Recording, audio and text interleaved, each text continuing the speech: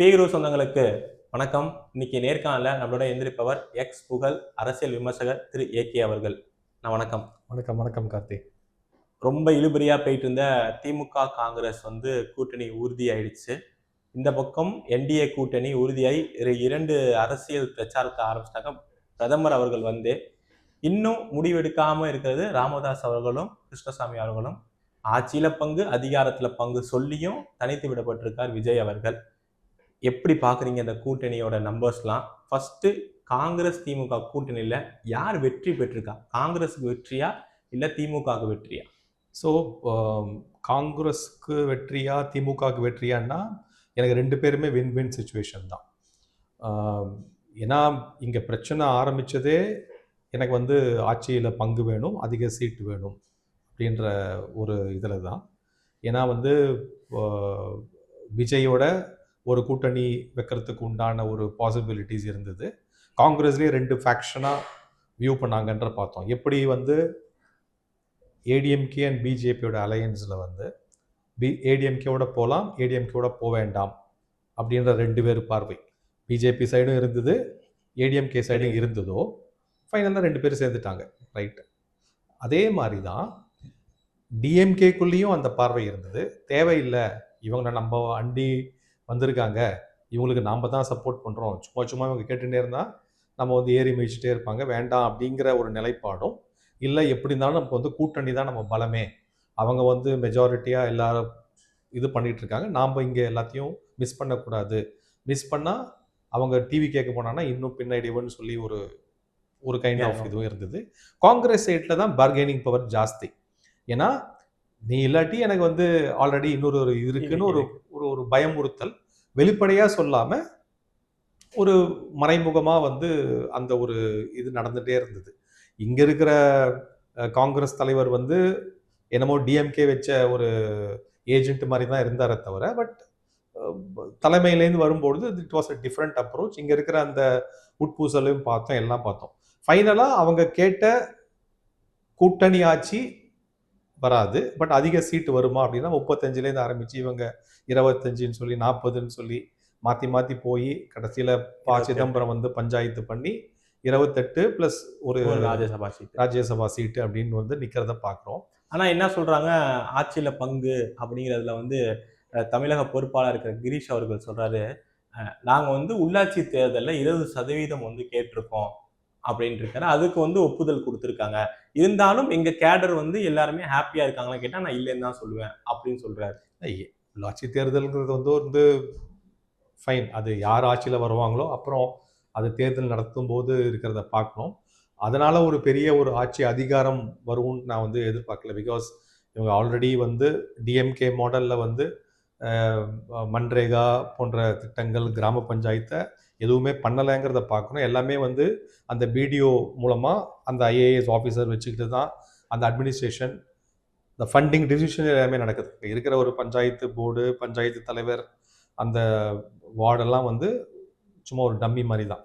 So அதை விட்டுருவோம். நம்ம கம்மிங் பேக், இது எப்படி எமர்ஜ் ஆகுதுன்னா, நம்ம லாஸ்ட் 1 இயரில் ஃபஸ்ட்டு ஸ்டேஜில் இந்த யார் என்ன கூட்டணி, ஏன்னா திமுகவுக்கு கூட்டணி பலம், அதிமுக அண்ட் பாஜக மட்டுமே ஒரு பெரிய கூட்டணியாக இருக்க முடியாது. இங்கே 25-28 பார்ட்டி ஒன்று சேர்றாங்கன்னா இங்கே எவ்வளோ பேர் ஒன்று சேர்றாங்கன்ற போது அப்போது கொஞ்சம் கொஞ்சமாக ஒருத்தராக வந்தாங்க. அப்போ தான் அந்த செங்கோட்டையன் வெளில போனது, இப்போ ஓபிஎஸ் டிஎம்கேல போய் சேர்ந்தது. இவங்க எடுக்க முடியுது தினகரன் மட்டும்தான் வந்தார். சசிகலா அவங்க தனி கட்சி ஆரம்பிச்சிருக்காங்க. சசிகலா தனி கட்சி ஆரம்பிச்சு ஒரு தனியாக ஒரு செக் வச்சுருக்காங்க. விஜயகாந்தோடைய ஒய்ஃப் பிரேமலதா இந்த சைடு போயிட்டாங்க. பாமக 2ஆக உடஞ்சி போச்சு. ஒருத்தர் இங்கே இருக்காரு, இன்னொருத்தர் என்ன பண்ணுறதுன்னு தெரியாமல் இருக்காரு. அவர் தாவகோட பேசுகிறதா சொல்கிறாங்க. அதுக்கப்புறம் இங்கே இருக்கிற அந்த புதிய தமிழகம் கிருஷ்ணசுவாமி, ஏற்கனவே ஒரு கேட் அண்ட் மவுஸ் கேம் நடந்துட்டு இருக்கு பிட்வீன் ஜான் பாண்டியன் அண்ட் கிருஷ்ணசுவாமி. நம்ம லாஸ்ட் தேர்தல்லையே பார்த்தோம் இந்த சீட்டு யாருக்கு வரும், தென்காசியில் நம்ம பார்த்தோம். அது மாதிரி அதோட ஓட்டு எங்கே போக போகுது அப்படிங்கிறதும் இருக்குது.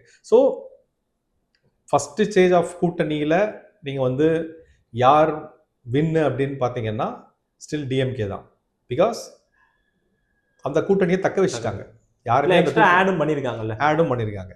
கமலஹாசன் வந்திருக்காரு எக்ஸ்ட்ராவா, தேமுதிக வந்திருக்காங்க, தேமுதிக வந்திருக்காங்க, ப்ளஸ் இங்கேருந்து பிரிஞ்சு போன ஓபிஎஸ், ஓபிஎஸ் வந்திருக்காரு. அப்புறம் அந்த முஸ்லீம் பார்ட்டி வந்து எஸ்டிபிஐ போயிருக்காங்க. எஸ்டிபிஐ போட்டாங்க, இங்க வந்துட்டாங்க திருப்பியும்.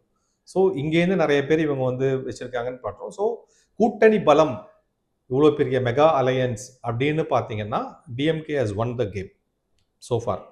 ADMK has lost that game. Narrative அப்படின்னு பார்த்தீங்கன்னா இந்த நரேட்டிவ் வார், அதாவது இது வந்து கார்த்திக் லெட் மீ எக்ஸ்பிளைன் ஒரு சிம்பிள் டென்ஸில். நம்ம வந்து கேம் தியரின்னு சொல்லுவாங்க. இந்த கேம் தியரின்னா 2 people are playing a game. யார் ஃபர்ஸ்ட் ஸ்டெப் வைக்கிறது, அந்த ஸ்டெப்பு வச்சிங்கன்னா அதுக்கு உண்டான ரியாக்டிங் ஸ்டெப் வந்து என்னவா இருக்கும், அதை பேஸ் பண்ணி தான் இந்த மேனேஜ்மெண்ட்லாம் வந்து ஸ்ட்ராட்டஜிக் டிசிஷன் பிட்வீன் காம்படிட்டர்ஸ். இப்போ அது அப்படி தான் ஃபர்ஸ்ட் கேம் தியரியில் நீங்கள் பார்த்தீங்கன்னா என்ன நடந்ததுன்னா, கூட்டணி ஆட்சி சிஎம் வேட்பாளர் அப்படின்றதுல யார் கூட்டணி ஆட்சி எங்க அப்படின்ற போது ஃபர்ஸ்ட் மூவ் நடந்தது வந்து இங்க எடப்பாடி கிட்ட. அவர் வந்து வெஹிமெண்டா டினை பண்ணாரு, இது கூட்டணி ஆட்சி கிடையாது, நான் தான் முதல்வர் அப்படின்றத வந்து நடக்குமா நடக்காதா அப்படின்ற போட்டு இங்க எஸ்ன்னு லாக் பண்ணிட்டாங்க. பிஜேபியும் சேர்ந்துட்டாங்க.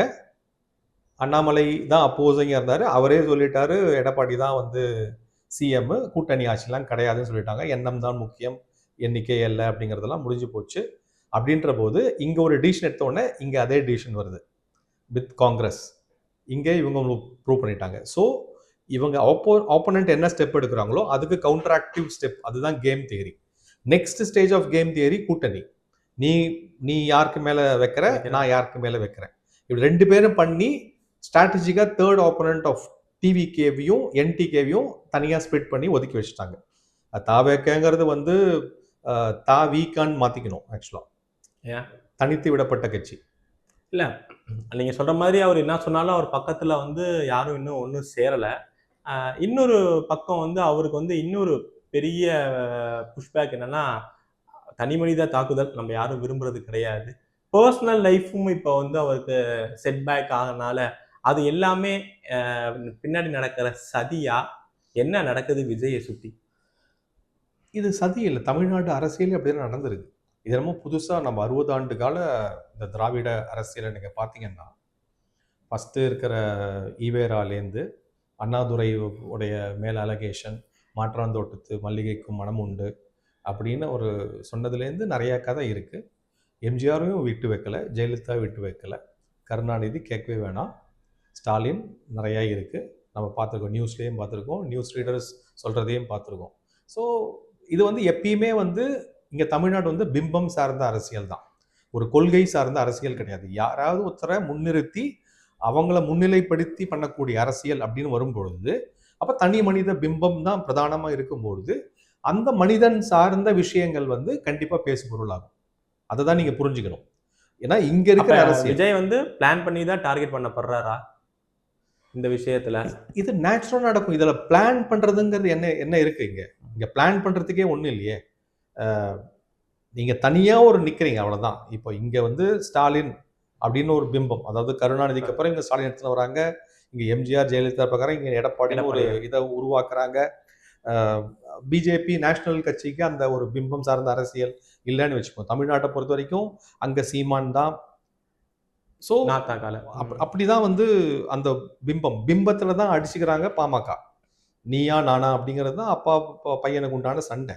விஜயகாந்த் இருக்கும்போது விஜயகாந்த் தான், விஜயகாந்த் போன பிறகு அவங்க குடும்பம் 2 பேரும் பண்ணிக்கிறாங்க. இப்படிதான் வந்து கமலஹாசன் தான்.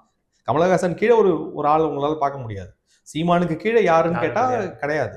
ஸோ இப்படி இருக்கிற சார்ந்த அரசியல்ல அவங்க எடுத்து வைக்கிற விஷயம் வந்து அவங்க யார் சொல்றாங்க, என்ன சொல்றாங்க. நம்ம வந்து திருக்குறள் எழுதியிருக்கலாம், எப்பொருள் யார்வாய் வாய் கேட்பினும் எழுதினா கூட இங்க வந்து என்ன சொல்றாங்கிறது முக்கியம் இல்லை, யார் சொல்றாங்கிறது முக்கியம், எப்ப சொல்றாங்கிறது முக்கியன்ற போது இவருடைய பின்புலம் என்ன, விஜயோடைய பின்புலம் என்ன, அவர் எதனால அறியப்பட்டதா, ஒரு சினிமா நடிகர், இதை தவிர வேற ஏதாவது ஒரு விஷயம் அவர்கிட்ட எதிர்பார்க்க முடியுமா?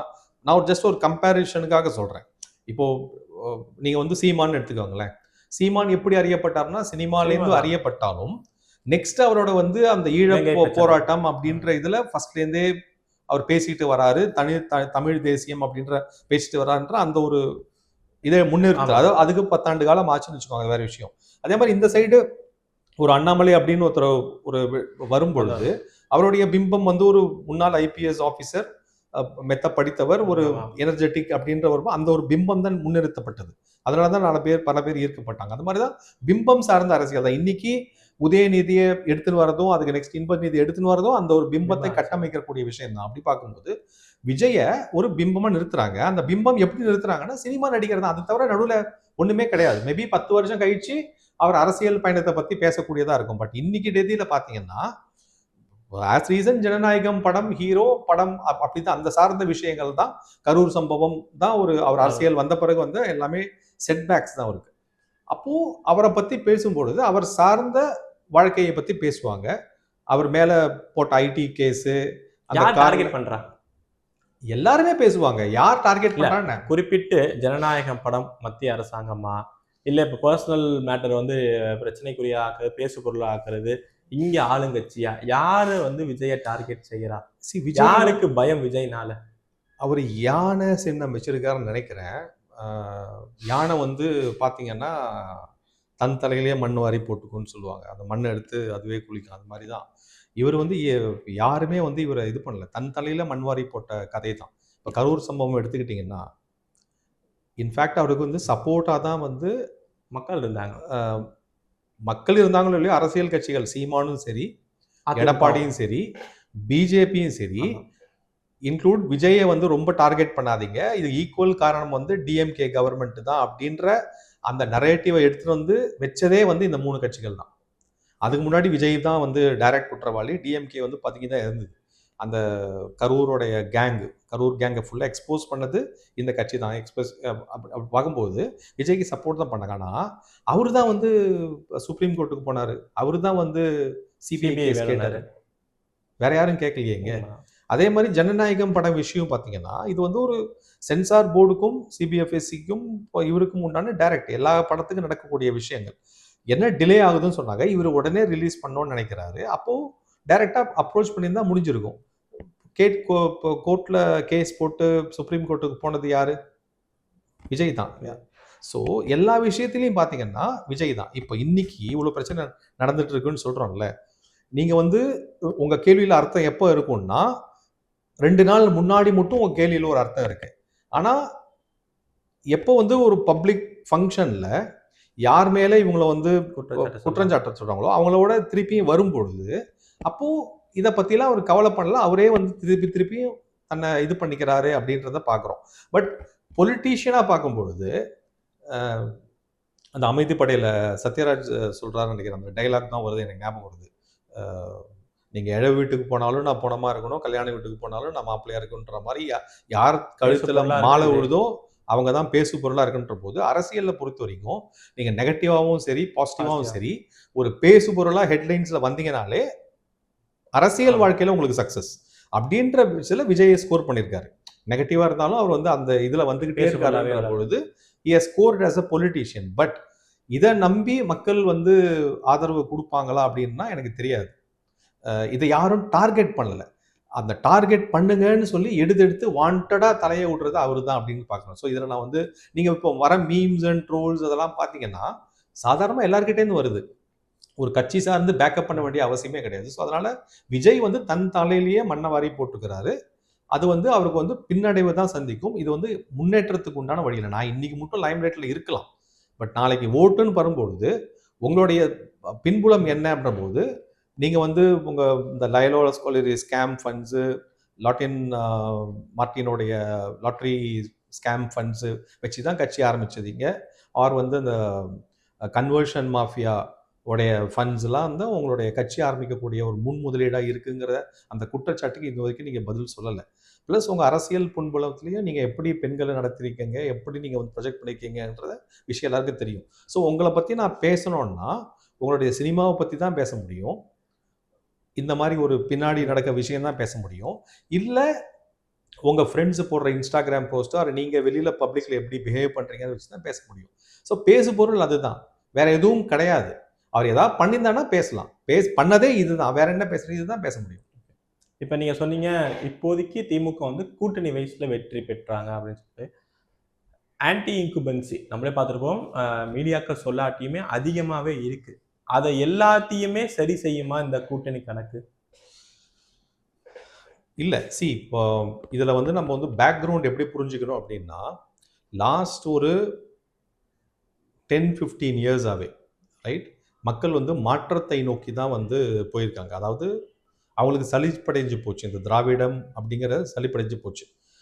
மாத்தி மாத்தி திமுக, அதிமுக அப்படின்னு வரக்கூடிய இடத்துல, எங்கேயாவது ஒரு மாற்றம் வருமா? அப்படிங்கிறது தான் வந்து ஒரு சைக்காலஜிக்கலா ஒரு தேடும் பொருள் அதுதான். அதுதான் வந்து விஜயகாந்தோடைய சக்சஸா இருந்தது. பட் அவரு தனியா வந்து நின்னு எதிர்க்கட்சியா கூட்டமைச்சு, திருப்பி எதிர்க்கட்சி தலைவரா இருந்தா கூட, அவரை எப்படி டார்கெட் பண்ணி 2 சக்திகளும் அ எப்படி அவர அழிச்சாங்கங்கிறது ஊரறிஞ்ச விஷயம். அதுக்கப்புறம் மாற்றம் அப்படின்னா, நெக்ஸ்ட் போனது வந்து என்டிகே. எப்படின்னு பார்த்தீங்கன்னா, நீங்க வந்து லாஸ்ட் ஒரு 10 இயர்ஸ் எலக்ஷன்ல இண்டிவிஜுவலா தான் கான்டெஸ்ட் பண்ணியிருக்காரு. ஒரு லெஸ் தேன் 1% இருந்த வாக்கு சதவீதம் இன்னைக்கு வந்து கிட்டத்தட்ட 8% மேல வந்திருக்குன்னா, ஒரு அந்த 10 வருஷத்துக்கு உண்டான முயற்சியை தான் பார்க்குறோம். ஒரு மக்கள் அங்கீகாரம் கொடுத்து அதுவும் ரீசன்ட் அந்த எலக்ஷன்ல 2024ல 8% அப்படிங்கிறது வந்து ஒரு பெரிய விஷயம். இதையே தான் நீங்க வந்து கமலஹாசனுக்கு பார்க்கணும். கமலஹாசன் வரும்போதும் அதே மாற்றம். அந்த மாற்றம் எங்கேருந்து வருதுன்னா, படித்த மனிதர்கள் கிட்டேருந்து அந்த ஒரு இளைஞர்கிட்டேருந்து வருதுன்னு பார்க்கும்பொழுது, அவருடைய வாக்கு சதவீதம் வந்து ஜாஸ்தியா இருந்தது.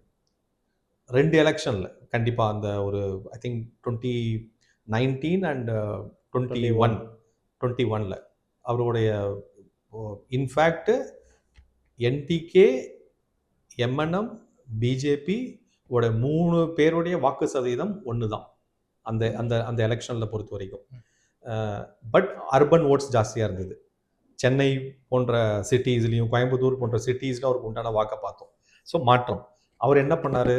ரிமோட்டை போட்டு உடைச்சாரு, டார்ச் லைட்டை போட்டு உடைச்சாரு, திருப்பியும் பழைய குருடி கதவை திறடின்ற மாதிரி எங்கே போய் ஐக்கிய நேரமோ திருப்பி அங்கேயும் போயிட்டார். ஸோ நீங்கள் அதே பிஜேபிக்கு பார்த்தீங்கன்னா, ஃபஸ்ட்டு ஏடிஎம்கேவோட அலையன்ஸ் இருக்கும்போது அவங்க வாக்கு சதவீதம் வந்து ஒரு 2%, அரௌண்ட் 3% தான் இருந்தது. ஐ திங்க் 2014ல் தனித்து நின்னாங்க. No alliance. நோ அலையன்ஸுன்ற பொழுது 2014 லோக்சபா எலெக்ஷனாக இருந்தால் கூட அவங்க வாக்கு சதவீதம் 5.56% ஆர் 5.5% அந்த இதில் இருந்தது. திருப்பி ஏடிஎம்கேவோட கூட்டணி வச்சாங்க, வாக்கு சதவீதம் கம்மி, ட்ரான்ஸ்ஃபர் ஆகலை. திருப்பி 2019லையும் வாக்கு சதவீதம் கம்மி. 2024ல் தனித்து நின்னாங்க, வாக்கு சதவீதம் 11.2%. ஏன் திடீர்னு வந்து 5%லேருந்து, அதாவது கூட்டணி இல்லாமலேருந்து இங்கே 11% வரதுக்கு உண்டான அகெயின் ரீசன் வந்து அந்த மாற்றம். அந்த மாற்றத்தை யார் வந்து முன்னிறுத்தி பண்ணாங்கன்னா அண்ணாமலை. தட் இயர் அதுதான் ஒரு மாற்றமாக அந்த பிம்பமாக வரும்பொழுது தான் 11.2% கிட்ட ஜம்ப் ஆகிறத பார்க்கணும். ஸோ நான் என்ன சொல்ல வரேன்னா, எப்பயுமே மக்கள் ஒரு மாற்றத்தை தேடிக்கொண்டிருக்கிறார்கள். லாஸ்ட் ஒரு 10-15 இயர்ஸ் அந்த மாற்றம் வருமா அப்படின்னு, எங்கேருந்து வரும்ன்ற இதில் தான் அந்த vacuum space Vijayakanth failed, Seeman failed, Kamalahasan failed, Annamalai has been sidelined. அப்போ நெக்ஸ்ட் பார்க்கும்போது இப்போ விஜய். அதனால தான் அந்த அந்த ஒரு ஸ்பேஸை தான் ஹி சர்வைவிங். ப்ளஸ் இங்கே இருக்கிற காலகட்டம் இரு பெரும் ஆளுமைகளாக இருந்த ஜெயலலிதாவும் சரி, கருணாநிதியும் சரி, இவங்க 2016ல் மறைஞ்சாங்க, ஒரு 2018ல் மறைஞ்சாருன்னு நினைக்கிறேன். அஃப்கோர்ஸ் 2016 பேஸ்ட் லைனாக எடுத்துப்போனா லாஸ்ட் 2 இயர்ஸ் கருணாநிதி ஒன்றும் பெருசாக பண்ணல. 2016க்கு அப்புறம் பார்த்தீங்கன்னா தான் இந்த ஜம்ப் அகைன். ஸோ இதெல்லாம் நீங்கள் வந்து பண்ணி மக்களுடைய இதை நீங்கள் சைக்கிக்கு அண்டர்ஸ்டாண்ட் பண்ணிக்கணும்னா, மாற்றம் வேணும். இங்கே ஆப்போனண்ட் திராவிட கட்சிகளில் ஒரு பெரிய வேக்யூம் இருக்குது. அந்த வேக்யூமை தான் இவர் வந்து எமர்ஜிங் லீடராக ப்ரொஜெக்ட் பண்ணுறாரு, இவர் வந்து அப்பா அப்படின்னு ப்ரொஜெக்ட் பண்ணுறாரு. அப்படின்ற போது இங்கே வந்து விஜய்க்கு ஒரு ஸ்பேஸ் கிடைக்குது. அப்போ அந்த ஒரு ஆன்டி இன்குமென்சியும் சேர்ந்துருக்கு. இவங்க ஆட்சி அவ்வளோ பார்த்துருக்கோம் நம்ம. அதில் தான் வந்து scoring a lot of factors. அங்கே தான் வெயிட்டேஜ் அவருக்கு கிடைக்குது. It is not because of the Vijay, it is because of the existing opportunity. அங்கே இருக்கிற அந்த ஒரு ஏதுவான ஒரு சூழ்நிலை ப்ளஸ் அந்த ஒரு காலகட்டம், மக்களுக்கு உண்டான ஒரு மாற்றத்துக்கு உண்டான ஒரு தேடல், இது 3 குவிஞ்சு இந்த எலெக்ஷனில் வருது. இப்போ இவர் எமர்ஜ் ஆகிட்டு வராருன்ற போது தான் விஜயோடைய ப்ராஸ்பெக்ட். ஸோ இப்போ விஜயை பற்றி நம்ம பேசுகிறோம், பேசு பொருளாக இருக்காங்கன்னா, விஜய் தன்னை முன்னிறுத்தி பண்ணுறதுல ஒரு விஷயமா இருந்தால் கூட, இங்கே மக்கள் வந்து மாற்றத்தை தேடும் பொழுது அதில் வந்து ஒரு ஆல்டர்னேட்டிவாக வந்து நிற்கும் பொழுது ஆட்டோமேட்டிக்காக அது டபுள் ஆகுது.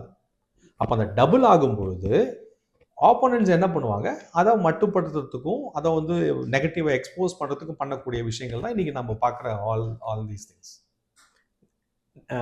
ஒரு பக்கம் நம்ம பார்த்துருக்கோம், ஆன்டி இன்குபன்சி திமுக அதிகமாக இருந்தாலும் நீங்கள் சொல்கிறீங்க அந்த மக்கள்கிட்ட இன்னும் அந்த எக்ஸ்பெக்டேஷன் இருக்குது தேர்ட் ஃப்ரண்ட் அப்படின்னு சொல்லிட்டு.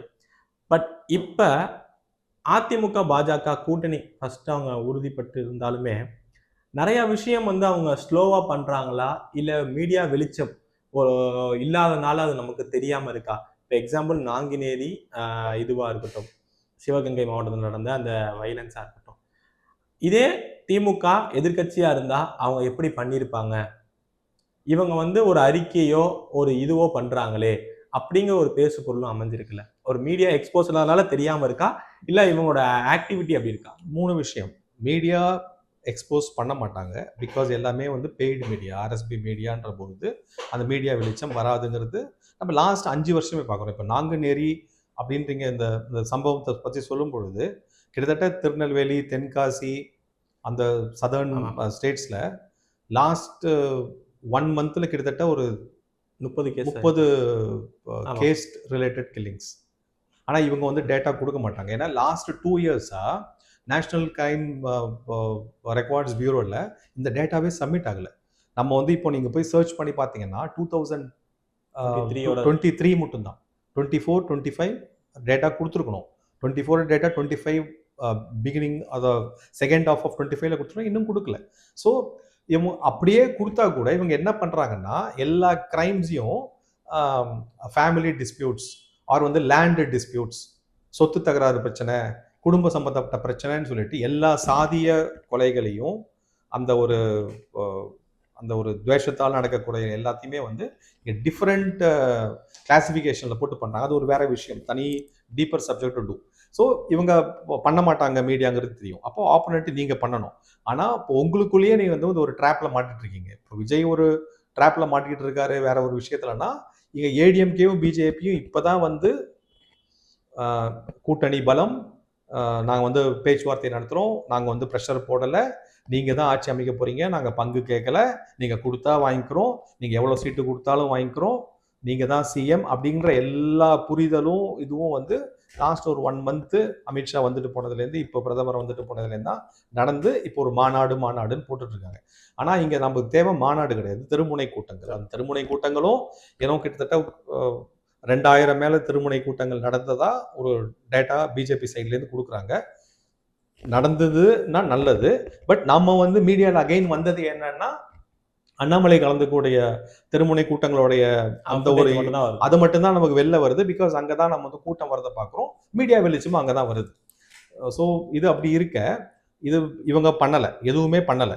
இவங்க என்ன நினச்சிட்டு இருக்காங்க, கண்டிப்பாக வந்து ஆன்டி இன்கம்பன்சி வாக்கு இருக்குது, எனக்கு டிஃபால்ட் ஒரு பேஸ் வாக்கு ஒரு 20-25% ஒரு கோர் ஓட்டர் பேஸ்னு இருக்குது. அது நீங்கள் வந்து மட்டமாக பெர்ஃபார்ம் பண்ணாலும் சரி, என்னதான் பண்ணாலும் அந்த 20 to 25% டிஎம்கேவோ ஏடிஎம்கே எடுக்க போகுது கண்டிப்பாக. அதுக்கு மேலே யார்கிட்டேருந்து யார் பிடுங்கலான்ற பொழுது தான் அந்த ஆன்டி இன்கம்பன்சின்னு ஒரு ஃபேக்டர் வருது. ஆன்டி இன்கம்பன்சி ஃபேக்டர் வரும்போது விஜய் உள்ளே வந்து நிற்கிறாரு, நிறைய ஆன்டி இன்கம்பன்சி ஓட்ஸையும் இளைஞர்கள் ஓட்டையும் மாற்றத்துக்கு உண்டான ஓட்டையும் பெண்கள் ஓட்டையும் எடுத்துன்னு போகலான்னு வந்து அவர் நிற்கும் பொழுது இவங்க வந்து அந்த பொலிட்டிக்கல் கேம்லேயே தான் இருக்காங்களே தவிர ஆப்போனன்ட் டசன்ட் மேட்டர். இப்போதைக்கு நீங்கள் என்ன தான் நீங்கள் வந்தாலும் எல்லாமே வந்து it will go on the 6th page or 7th page தான். ஃபஸ்ட்டு பேஜ்லேயும் 3rd பேஜ்லேயும் வரவே வராது. வரக்கூடிய விஷயங்கள் என்னன்னா, கூட்டணி என்ன, சீட்டுகளுடைய பேச்சுவார்த்தை என்ன, யார் கேண்டிடேட்ஸு அப்படிங்கிறது மட்டும்தான் நெக்ஸ்ட் ஒரு 2 months இருக்க போகிறத தவிர இந்த நாங்குநேரி போன்ற சம்பவங்கள் இருக்காது. அவங்க உள்ள தோழமை சுட்டுக்கிட்டே தான் இருப்பாங்க, அது நடந்துகிட்டே தான் இருக்க போகுது. கிட்டத்தட்ட அந்த டேட்டாலாம் நீங்கள் பார்த்தீங்கன்னா ஆச்சரியப்படுவீங்க. கிட்டத்தட்ட ஜஸ்ட் ஒரே ஒரு டேட்டா மட்டும் சொல்கிறாங்க. ஒரு 20 இவங்க வந்து 2021 2016 to 21 அந்த காலகட்டத்தில் வந்து கிட்டத்தட்ட 300 கேஸ்ட் ரிலேட்டட் கில்லிங்ஸ்ன்றத ஆர்டிஐ டேட்டாவே போட்டு எடுத்து அது பெரிய விவாதமாக நடந்துச்சு பண்ணும்போது டிஎம்கே ஆப்போனண்ட்டாக இருக்கும்போது. அதையே 21 அப்புறம் 2021க்கு அப்புறம் நீங்கள் பார்த்தீங்கன்னா கிட்டத்தட்ட அந்த லாஸ்ட் 5 இயர்ஸ் பார்த்தீங்கன்னா எவ்ரி இயர் 1000+ அட்ராசிட்டிஸ் அகைன்ஸ்ட் அந்த SC, பட்டியலின ST மக்கள் எஸ்சி எஸ்டி அப்படிங்கிறது டேட்டா வருது. 300 எங்கே இருக்குது, 1700 1500 எங்கே இருக்குது, கிட்டத்தட்ட 5 மடங்கு 6 மடங்கு. யார் பேசியிருக்கணும்? இவங்க எல்லாமே வந்து நல்லா அவங்கள வந்து எக்ஸ்போஸ் பண்ணாமல் விட்டுட்டாங்க.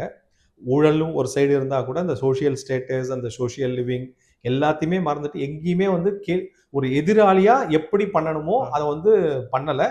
எப்படி ஒரு ஒரு ஒரு ஒரு ஒரு பெற்றோர் பண்ண ஒரு மிஸ்டேக்னால ஒரு குழந்தை பலியானதை தமிழ்நாடு ஃபுல்லாகவே தீபாவளி கொண்டாடக்கூடாதுன்னு முடிவு பண்ணுற அளவுக்கு அவங்க மீடியா நரேட்டிவ் இருந்தது.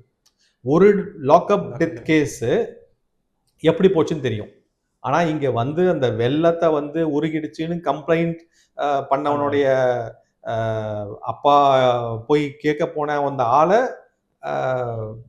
என்ன பண்ணாங்கன்றதுலேருந்து ரீசண்டாக சிறுமிகளுக்கு உண்டான பாலியல் வன்கொடுமையிலேருந்து போதை பழக்கம், டாஸ்மாக் பழக்கம், கேஸ்ட் கில்லிங்ஸ், அந்த சாதிய கொலைகள், பட்டியலினத்தவருக்கு உண்டான இதுலேருந்து கிட்டத்தட்ட 10 லட்சம் கடன் சேர்றதுலேருந்து எவ்வளோ பால் விலையிலேருந்து உங்களுக்கு சொத்து வரியிலேருந்து ரோட் டேக்ஸ்லேருந்து எல்லாமே ஏறினதை பார்க்குறோம். இதை பற்றி யாராவது பேசியிருக்காங்களா? பேசல.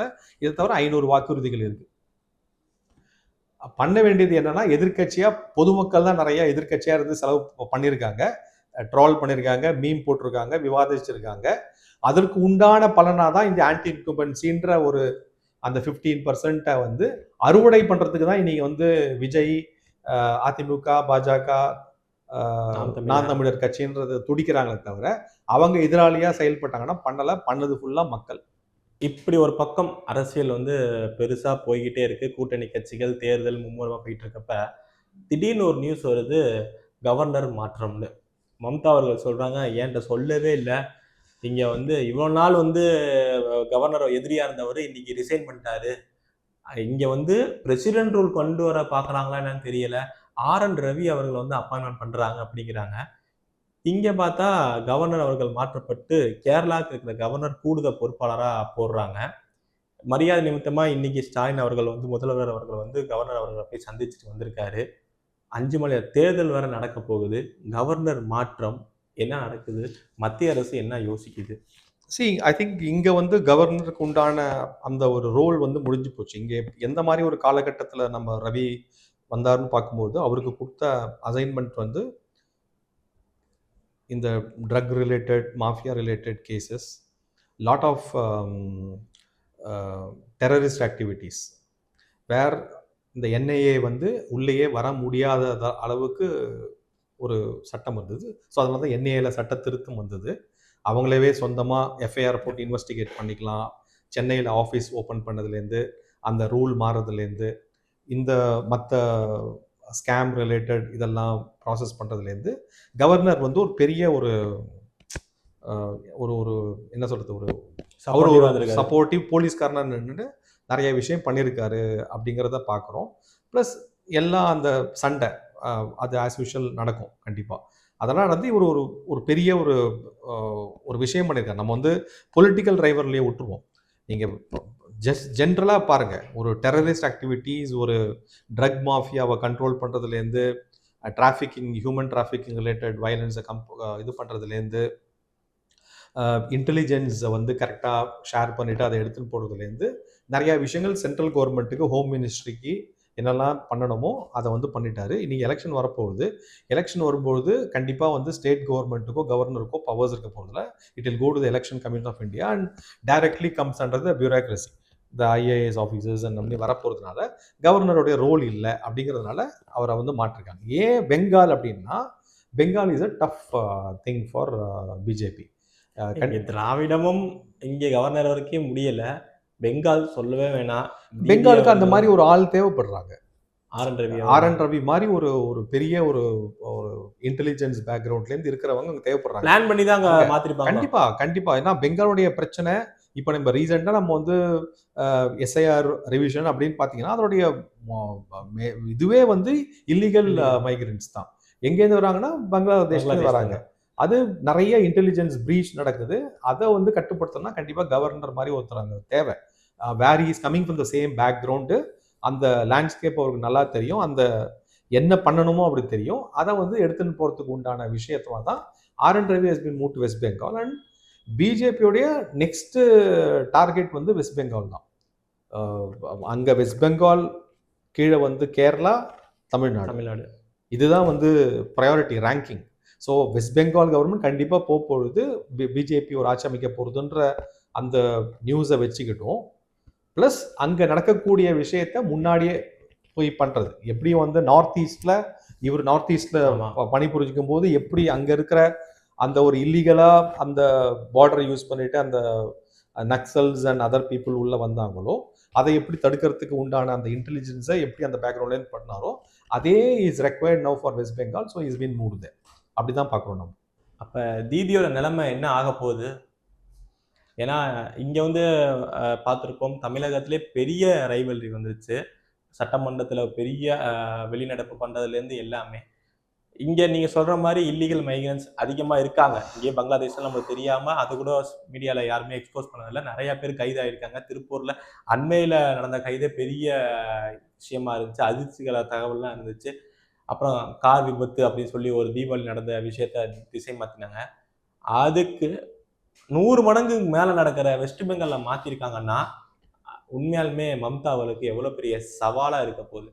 கண்டிப்பாக சவால் தான். இப்போ மம்தாவுடைய நீங்கள் இதெல்லாம் பார்த்தீங்கன்னா ரொம்ப என்ன சொல்கிறது, அந்த ஸ்டாச்சுருக்கு இல்லை. அவங்களுடைய பேஸும் சரி, அவங்களுடைய நடவடிக்கைகளும் சரி, whatever it is. See it's more than political. இது we have to think about the national security. National security see ஒரு ஜஸ்ட் பிகாஸ் வெஸ்ட் பெங்கால் அந்த பார்டரில் இருக்குதுனால அங்கே பக்கத்துலேருந்து பங்களாதேஷ்லேருந்து உள்ளே வரலாம் அப்படிங்கிற அந்த விஷயத்தை நம்ம ஒத்துக்க முடியாது. இங்கே ஏன் அகைன் திருப்பி நம்ம தமிழ்நாடை வந்து நாம் வந்து நிறைய விஷயத்தில் மறந்துடுறோம். இங்கே வந்து Tamil Nadu was the transit harbour for all these drug மாஃபியாக்கு. தென்முனையில் வந்து அங்கேருந்து தான் வந்து இந்த ஷிப்மெண்ட் வந்து வரக்கூடியது வந்து டிரான்சிட்டாக இருந்தது.